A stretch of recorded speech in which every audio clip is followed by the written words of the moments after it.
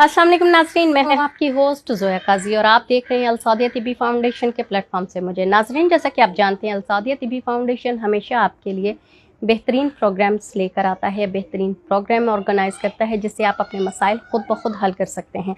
आज जो मैं टॉपिक आपके साथ डिस्कस करने वाली हूँ वो बहुत सारे यंगस्टर्स का मसला है, चाहे वो ख़वातीन हैं या फिर मर्द हजरात हैं। उनका सवाल है कि जिस तरह भूख लगती है, प्यास लगती है, इसी तरह क्या मुबाशरत की जमा की ख्वाहिश होती है या जमा की भूख होती है। तो मैं आपको बताती चलूँ कि जिस तरह भूख लगने पर खाना खाना और पानी पीने पर प्यास लगने पर पानी पीना लाजमी अमर है, इसी तरह जब आपको मुबाशरत की ज़रूरत हो तो उस वक्त मुबाशरत कर लेनी चाहिए।